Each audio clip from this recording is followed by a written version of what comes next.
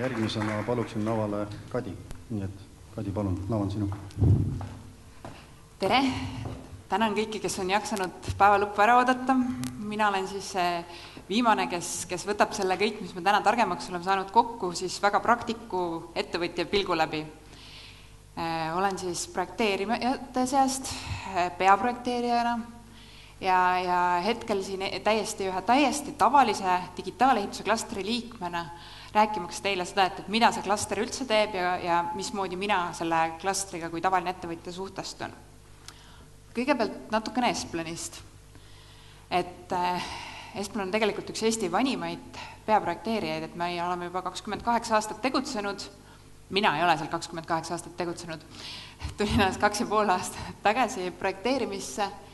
Oleme unikaalsed selle poolest, et ühena vähestest on meil siis kõik eriosad, seal hulgas siis arhitektidest kuni päris eriosadeni välja, et ka elekter ja automaatika ja energiatõhususe simulatsioonid ja kogu projekti juhtimine sinna juurde, et on veel selliseid suuri peaprojekteerijaid, aga neid ei ole palju. Et tänu sellele siis kõik see, mida räägiti koostööst ja sellest, et kuidas integreerida protsessi, sealhulgas siis projekteerimise protsessi, on meil selles osas natukene lihtsam seda teha, kuna meil on tõepoolest kontroll kogu projekteerimisprotsessi üle, et meie jaoks on välised partnerid siis ehitaja ja tellija, et kõik ülejäänu on majas sees. Me oleme üsna suured, üks ma arvan, et 5 suuremast projekteerijast, meid on 30 töötajat, mis maailma mastaabis samas on naeruväärselt väike, et kui me seal kuskil küsime, siis need on need arhitektid, kes ühe projekti kallal töötavad, et see 30, siis see on täpselt niimoodi, seda vaadataksegi. Mis meid siis eristab, võib-olla tõesti see, et me tahaksime olla IPD osas eestvedajad, me oleme sellega tegelenud, meil on oma IPD projektijuht, me ei ole ühtegi IPD projekti veel, keegi ei ole veel liimile läinud, et sinna lepingusse astuda, aga meil on lepingud, kui keegi tahab vaadata, et kuidas moodi see siis välja näeb, siis me oleme juba nii kaugele jõudnud, et me oleme lepingu põhjad valmistanud. Ja klastri liikmed oleme siis alates 2016. aasta kevadest, ei ole üks asutajaliikmeid, aga siiski juba mõnda aega tegutsenud. Ise olen siis tegevjuht. Mul ei ole ehitustausta, ma ei ole ei insener ega arhitekt. Olengi juht, lõpetanud EBS ja Tartu Ülikooli, õppinud samamoodi siin Anu käe all ja kindlasti väga paljud need mõtted, mis olid, on need, mis mul ka endale kõlavad ja julgen öelda, et võib-olla minu see kõrvaltvaataja pilk ongi see, mis aitab võib-olla nendele muutustele avatum olla ja kuna ma ei teagi kõik neid vastuväiteid, mis teie peades kohe on, kui need uued meetodid käsile tulevad. Ja oleme Esplanis viimasetel aastatel hästi kõvasti kasvanud minu käel, et olen selle üle hästi uhke, meil on suurepärane meeskond ja nad on praegu nõus minema kõigi nende muutustega kaasa. Aga räägime klastrist. Eesti digitaalehituse klaster keskendub siis sellele, et arendada teadmiste põhist ehitust. See tähendab seda, et me keskendume 2 asjale turule üldiselt, et oleks neid tarkasid tellijaid, et oleks meil koostööpartnerid, kellega koostöös teha ja samas ka seda, et ettevõtete siseselt oleks protsessides suurem efektiivsus. Kõige selle eelduseks on uuringud, arendustöö ja kuna Eesti ettevõtete puhul tõepoolest, nii nagu paljud eelnevad ettekandjad on juba rääkinud, on hästi suur killustatus, siis selleks arenduse ja uurimustööks ei ole väga palju ressurssi igale ettevõttel üksikult, aga kui me kõik ennast ühendame, siis meil on seda võimalik palju lihtsamini teha ja selleks siis see klaster ongi ellu kutsutud. Praegusel hetkel on liikmeid 26 ja need on väga erinevatest sektoritest, katame ära kogu ehituse elukaare.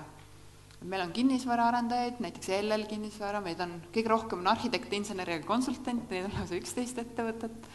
Meil on kinnisvara omanikke, Riigi Kinnisvara Aktsiaselts on üks meie osalejatest. Meil on IT-tarkvaraarendajatest, Usesoft, Archike, Arukad ja Intelsys.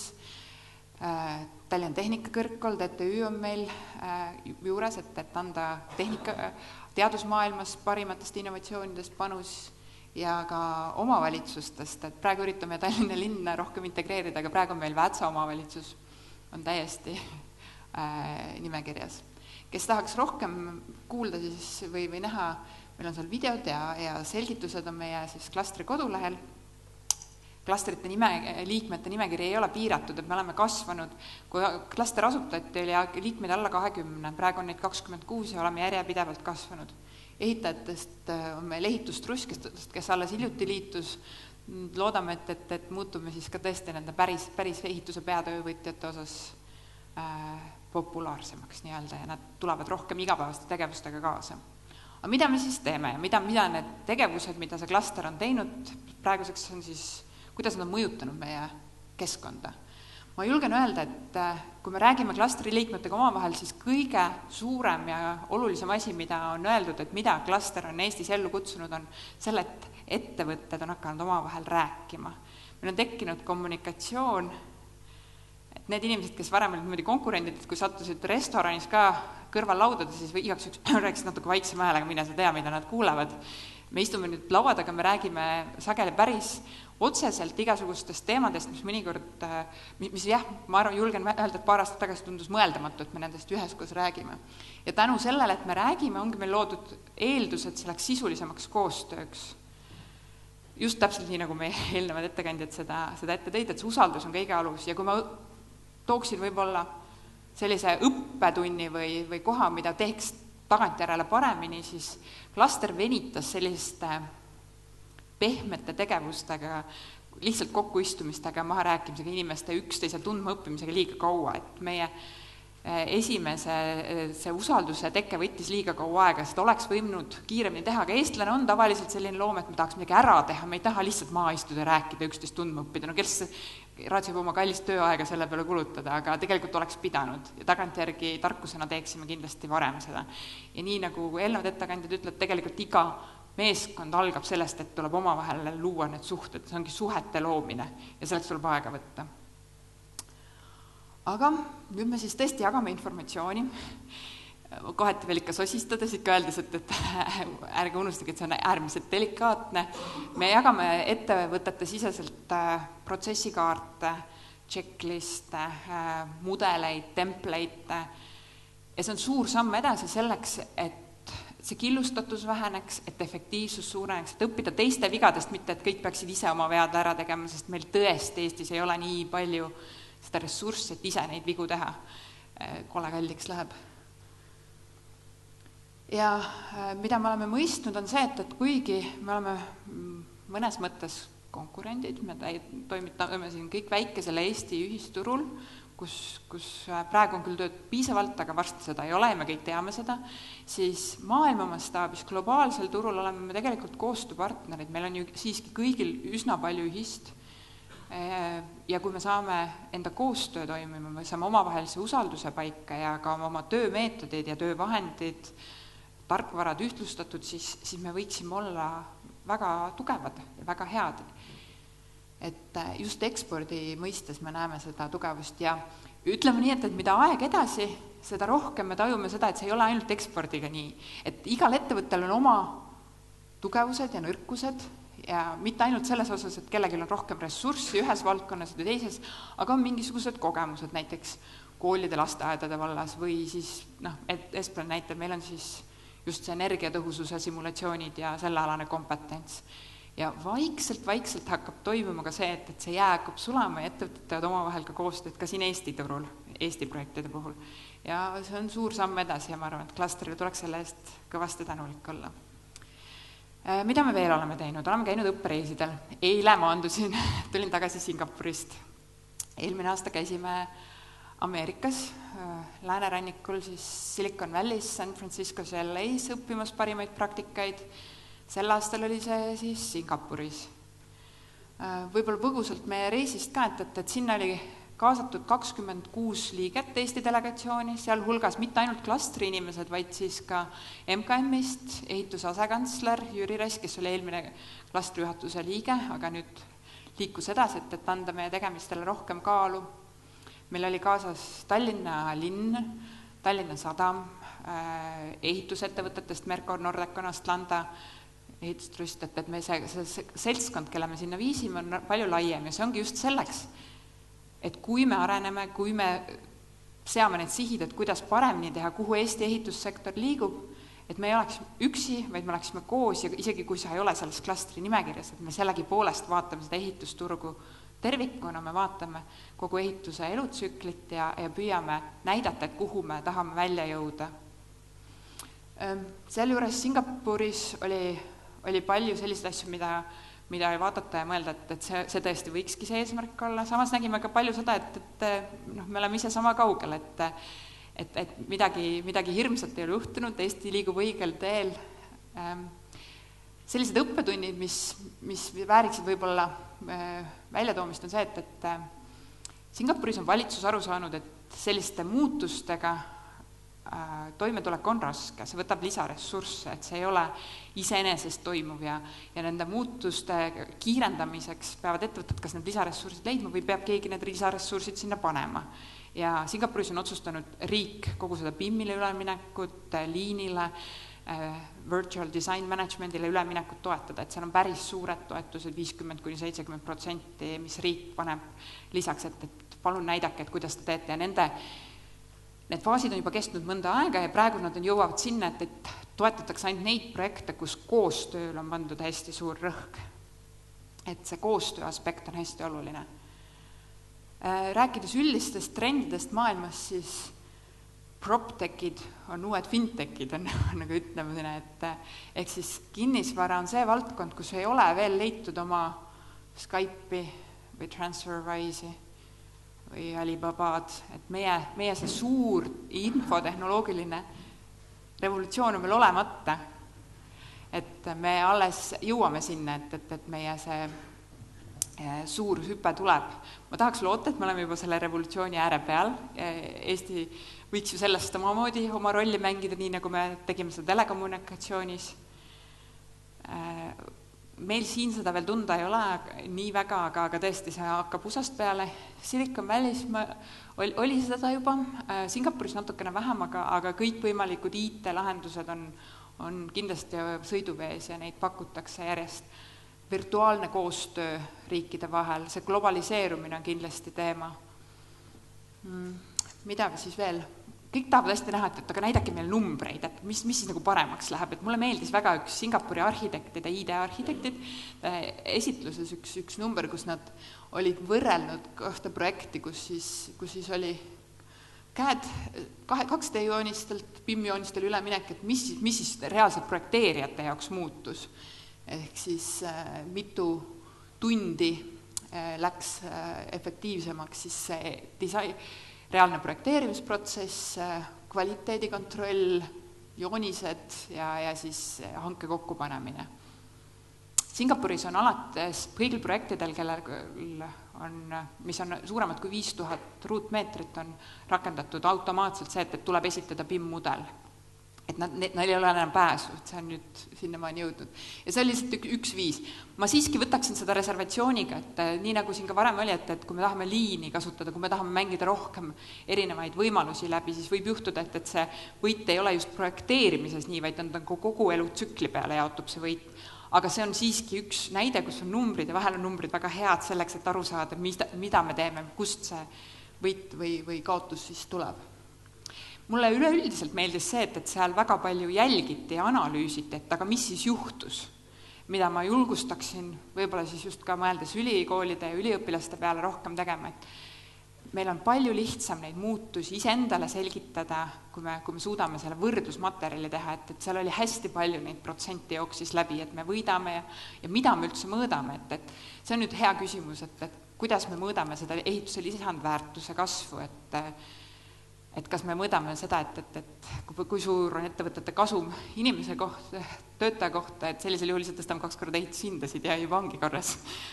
Või me mõõdame seda kuidagi teistmoodi. Singapuris nad mõõdavad seda ehituse ruutmeetri peale kulunud tööpäevades. Et siis mitte, et see oleks mingi ainulaadselt eriti hea mõõdik, aga see on kindlasti küsimuse koht, kuidas seda teha.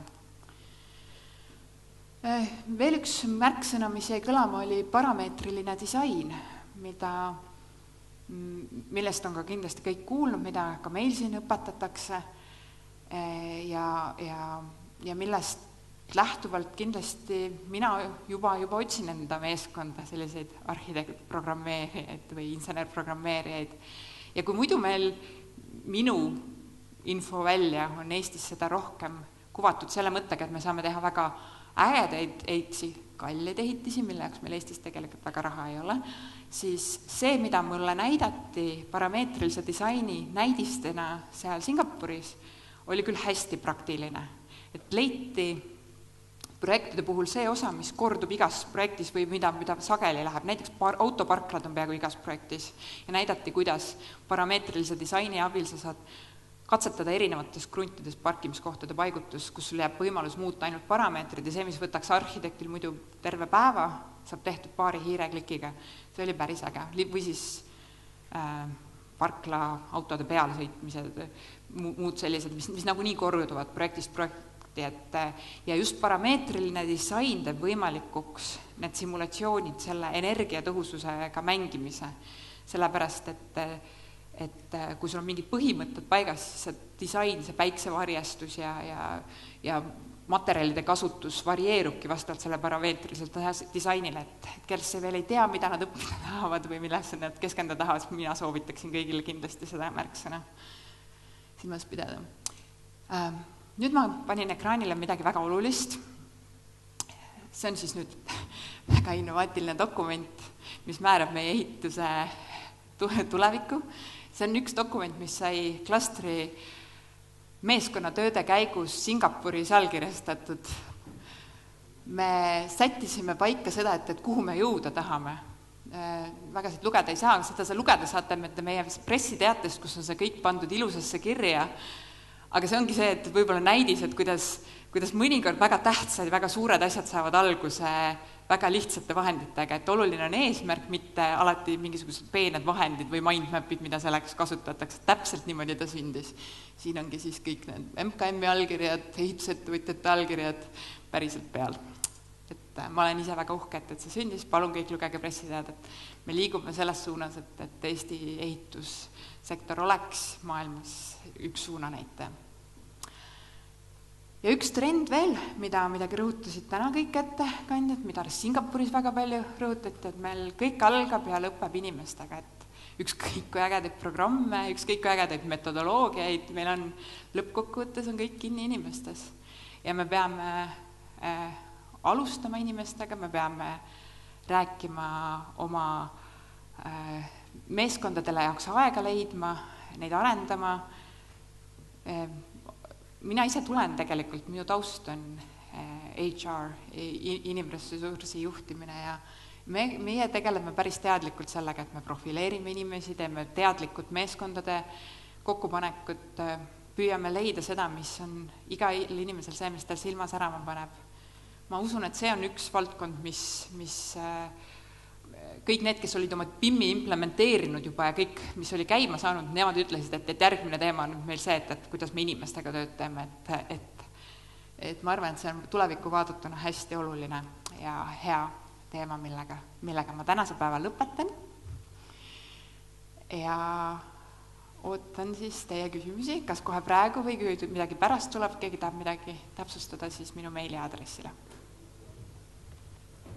Minul juba on. Nii. Kõigepealt, mul on klastri liikmena üks palve. Hakake kasutama meie poolt eestikeelset akronüümi, mitte IPD, vaid IPT. Absoluutselt. Hea ettepanek. Seepärast ma selgitan auditooriumile, kuna me oleme tõenäoliselt lähitulevikus liikuma koostööle Skandinaavia maadega, ehk enda põhjanaabritega, siis nemad ütlesid, see on siis integreeritud projekti toteutus ehk siis teostus. Ja me tegime ka selle ettepaneku, et ka edaspidi, kui me räägime integreeritud projektide, kui delivery tähendab siis arendus, siis meie ütleme, et see oleks teostus ehk tugev tõh sinna lõppu. Teiseks, mul on üks ettepanek. Nüüd on järelenud ju omavalitsus ainult 79 ja üks on juba meie klastri liige. Tõenäoliselt me peaksime võtma lähitulevkust just omavalitsused, sest seal on innovatsiooni tõenäoliselt nendega koos ja arengut hea teha. Mina esindan Viimsit ja ma hea meelega liituks kohe teiega. Absoluutselt, me teeme alati Viimsiga hea meelega koostööd. Nüüd on seal ju väga edumeelne vallavanem ka ja Tallinna Tehnikakõrgkool on kogu aeg teinud nendega planeerimise tööd. Aga nüüd teie küsimused. Kõik on väsinud. Kõik on väsinud. Aga ma tänan sellegipoolest kuulamast ja ootan, et mõni mõte pani silmad särama kellelgi ja tekib võimalus seda kindlasti realiseerida kas klastris siis või mõnest nendest klastri liikmete ettevõtetest, et kes otsivad ettevõtteid, kes mõtlevad innovaatiliselt, siis ma julgen küll öelda, et klastris on nende kontsentratsioon kõige kõrgem, et tulevased tööandjad, kelle poole vaadata võiksid olla klastrist just nendel, kes tahavad teha asju teistmoodi. Kuna teie ees on Tallinna Tehnikakõrgkooli Ehitusinstituudi praktika õppejõud, siis ootan kutset praktikale, mis algab aprilli 2. nädalast.